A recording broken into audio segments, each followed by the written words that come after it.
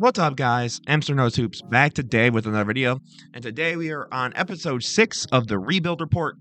And today we are covering the 21-20 9th seeded Utah Jazz.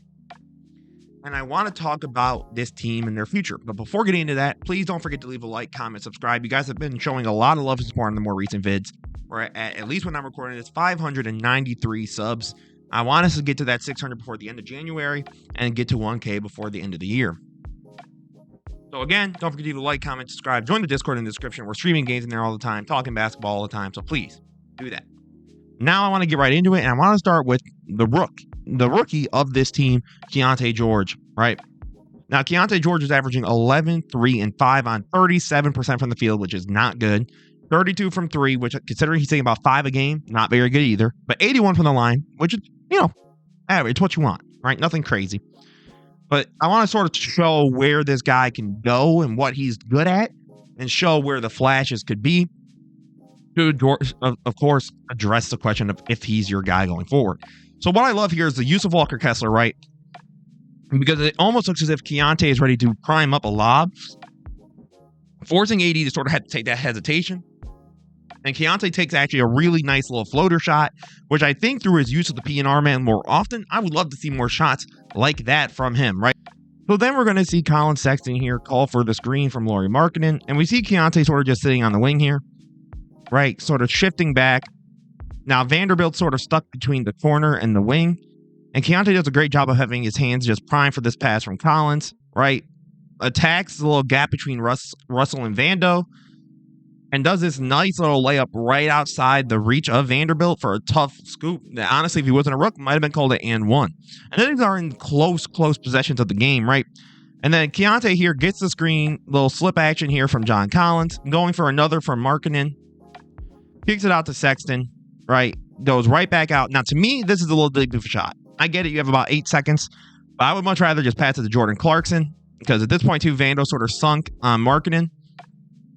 This is just a tough shot, especially when you're not shooting it very well, and I get it, right? Like, you're a rook, you're going to be making some of these, choices. But I also want to talk about Keyonte George, the guy who's averaging about 4 to 5, assists a game as a rookie, which is really good, all things considered, right? So Keyonte also sinks out to the corner, and I want to show this too, because this is important, right? Because, and it's similar to when we were talking about Scoot Henderson in my last video. And I try not to be overly negative on some of these young players because it's like there's an adjustment period, and it also very much so depends on the situation that this rookie is going into. There's a situation where, like this, where Lauri Markkanen was out for a good chunk of the season already, right? You have Sexton, Jordan Clarkson, guys who need the ball, right? And then you're trying to figure out your way into the fold. And I think this guy is a solid shooter. I think at times through the film I've watched, he takes just shots at him like if he took a step or two forward, closer to the line, right? Those would be makes. But he tries to take some deeper threes. And again, right? So in this one, great corner, catch and shoot, boom, beautiful, right? That's a clutch shot too. Only up 2. But to me, him as a passer and playmaker is going to be crucial to discuss. So let's get right into it, right? And what about this play is so good? I think it's because of the eye contact that Keyonte George is kind of making here, right? So you see here, the way that everyone's committing, right? Smart's trying to communicate something over to here, and his eyes are looking closer towards John Collins. So Mark Smart's thinking, oh, that's going to John. I can't let that happen. And we'll get into John Collins splits later, but basically he's been shooting very good from 3. But it's that wide open, cutting lay for Kelly Olynyk. I love that he already has some of those just smaller things sort of figured out already, right? Gets the ball back here from Lauri Markkanen after getting it poked out. And you see him calling for an action here, trying to get guys in movement. As always, running a little screen action with either him or Markkanen. Boom. Beautiful, right? His ability for the patience, right? Jaren Jackson here sinks, wait, right? Because he's anticipating something else to happen. But instead, there's Lauri Markkanen. Jaren Jackson is too slow to close out. And that, again, are moments where you want to see what Keyonte George is really showing you, right? Because, again, he gets it right back out to Markkanen, easy 3. And to me, it's the patience he has with these things, right? So after Marcus Smart commits to the screen, David Roddy sinks, boom. Then he's like, and John Collins hits a little bit of an off ball here, then gets it out to Lauri Markkanen. It's a timing that I think Keyonte George has in his passing that I think shows the signs of why Utah took him when they did. And I think that this kid has some real potential now. I want to make something also very clear, because I'm sure someone, sitting there watching this is going, oh, Emster, you think he's going to be an all-star superstar? Didn't say that. I think this guy can be a legit point guard for this team. I don't know if he's going to be an all-star or superstar, but I think he could be a really, really good, head facilitator. He just needs to get the scoring kind of figured out. And I think he will, right? And then if he really does end the season sub 40% from the field, okay. I'm going to need to have some talks, buddy. But now I want to get into the second part. It's kind of more similar to Portland, where I kind of break it up into three things. John Collins, Collin Sexton, right? So John Collins is averaging 14, 8, and 1 on 50 from the field, about 39 from 3 on about like 3.5 a game, I believe, and 77 from the line, right? John Collins is showing that I wouldn't go out of the way to say that like Atlanta was misusing him or anything, because he also wasn't playing very well towards the end of his stint. But man, this guy is showing some form of really good trade value. So I kind of want to get into that, right? So let's get into it.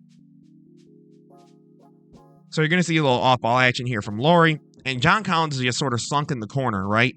But runs this little off-ball action, helping Simone Fontecchio, I believe his name is. My apologies if I butchered your name if somehow you're watching this. Sets the screen for Tyrese Maxey. Rolls, springs off that roll beautifully. Great lob. Awesome lob threat. I think we've all sort of said that throughout his career, especially with Trae Young. His ability to just be a roll man is nothing short of remarkable, right? Boom, Markkanen gets the ball. They're pushing. And he looks back to John Collins because he realizes, like, okay, gets the ball out to Sexton, right? Boom, gets Marcus Morris on him. Marcus Morris overcommits. Boom, Collins goes in, attacks. Batum tries to draw something there and gets a tough finish at the rim instead, right? And again, it's the small things, right? And even defensively, right? John Collins, this ability here to stay in, keep your arm, in a good position to block Tyrese Maxey. These are the small things that I think a team could be interested in. Now, again, do I know if a contender or something is going to, give up a first-round pick for him? No. Considering what I believe the package was to even get John Collins from for the Jazz at least, was so cheap, I think his value has, at least since, the initial trade, exponentially increased. I mean, the guy is shooting 50 and almost 40 from 3. And he's giving you solid defense, right? Like, I mean, I don't think he's some all-NBA caliber, even great. But I think he's decent, right? So I think some team might be willing to go, we need some wing depth. Let's go and get John Collins. Which why I think Utah should be looking to shop him. And the other guy, Collin Sexton. I want to get into that, man, because Collin Sexton's been showing some pretty good signs. To be 100% honest, right? So Sexton gets the ball here, pushes, got Jokic one-on-one, kicks it right back out to Collins. And what I love here is the patience from Sexton, right? Sexton sort of realizes Caldwell Pope already is basically out of the play. And at this point, Jamal's more so worried about cutting off this corner pass, and Jokic is just fully committed on stopping any rim pressure. But instead, John Collins does a beautiful job of aiming in between, and I love that Sexton also waits, right, and recognizes the gap that the Denver Nuggets provided him, right? And then you have Collin Sexton here, again, going in, attacking. This is a tough finish, right? But what I love about it is he takes advantage of Jokic not really going all the way in on the commit, right? Because even though Michael Porter Jr. is, all it's doing is helping Sexton just go, okay, I'll fully commit to the left-handed drive and just keep it pushing. Which I think is just really, really good fundamental basketball. And again, I want to talk about, Collin Sexton as a passer / playmaker, because I think he's shown he's been pretty solid at it, actually. To me, it's just what this guy does is good. I think he's very good at what he does. I just don't know if he's a part of the future for this team. I mean, if Collin Sexton fully commits to, like, I'll be your next sixth man, because let's say they trade Jordan Clarkson or Jordan Clarkson wants to go somewhere else, okay. I would have no issue if he's a part of the rebuild or, the veteran presence on the team. But I think him and John Collins are pieces you should trade while you can right now. Like, these dudes can probably get you at least some form of pick compensation, pretty good to solid role guys. I think, to me, these pieces should probably be moved on from before you got to really pay up for something that you're like, I don't know about all this, right? And then finally, Lauri Markkanen, which I foolish behind, did not realize what was actually going on here. But Lauri Markkanen is averaging 24, 9, and 2 on 49 from the field, 40 from 3, and 87 from the line. I mean, sensational. Like, no drop off. This wasn't like Lauri Markkanen caught everyone by surprise last season. Now the league's caught on, and he's just kind of back to being a cool little role guy. No, he's legit, and I'm glad to see that as a Bulls fan, to see a former Bull, of course, never actually with the Bulls, succeed and show that he was actually worth the value of what he was picked at. So what I love here is Lauri Markkanen's use as a screener / roll man, right? So he gets the pick here for THT and immediately attacks with Olynyk due to this man sort of going up to try and stop THT from doing anything. And at that point, it's just Markkanen in the rim. It's just too easy. I love that Lauri likes to take those easier shots, and even in general, just the tough shot making ability, right? So he sort of shoves off a KD to go sink into the corner. Simone sort of sets a little screen here to get as close to a wide open three, especially with KD sort of sagging off. And Lauri pulls this three, which isn't necessarily a good shot. No, absolutely not. But it's a shot that somehow, some way, Lauri Markkanen just keeps managing to make these tough corner threes, these tough shots in general, to keep his team within the game. It's just remarkable in all seriousness, right? All this kicks back out, goes back out through Eubanks. Markkanen, beautiful defensive, ability there, swats the ball out. And again, I guess the question is, if you're Utah, now this is the piece that I genuinely do not know what they do with. Okay. So I'm sure, most of the people on here are very big basketball fans and keeping with the news. And Lauri Markkanen's name has been brought up in just about any trade rumor under the sun, especially for teams like the LA Lakers.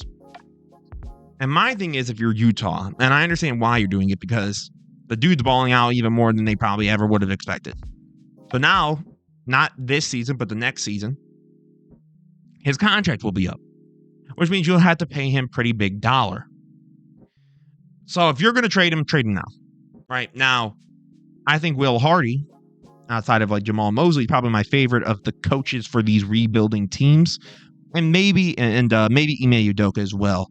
To me, I think for this team to be a disservice to Keontae George and some of these other guys, if they keep playing under this presumption that they have a Lauri Markkanen caliber guy on their team. And at some point, that burden of responsibility that they have to step up is going to hit them way more suddenly, I feel like, if Lauri just walks. So to me, if it was up to me personally, I get it. Like, I know you don't want that, but Lauri Markkanen is 25 and he's giving you this kind of production. I would find a way to personally pay him. Right. Collins and Sexton, but at the same time, I get it. And that's what's so hard about this, you guys. So let me know in the comments what you think the Utah Jazz should do with Lauri Markkanen. In terms of the rebuild, I give this team an A- to a B+. Because here's the thing, their rookies haven't necessarily panned out yet. Like Keontae George, I feel like has been playing pretty solid, but his splits are not good. He's showing signs, on the playmaking end and the passing end, and at times he shows he could be a pretty good scorer. But then you have players like, I believe Taylor Hendricks barely has played. I don't know if he's been hurt. Let me know if you're a Jazz fan down below.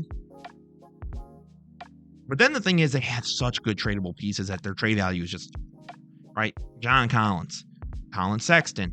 If you really wanted to get with it, Lauri Markkanen, Jordan Clarkson. You have guys that you could trade and try and get more pieces to either, really commit to a rebuild and get some veteran guys, or get draft capital. And I think, to me, this team is going in the right direction. I'm very interested to see where Danny Ainge and Will Hardy kind of take this team. But as always, guys, this is Emster Knows Hoops. Don't forget to leave a like, comment, subscribe. Let me know what you think down below. As always, this was Emster Knows Hoops. A deep love and appreciation for each and every one of you. Don't forget to have a beautiful rest of your day, guys. Peace out.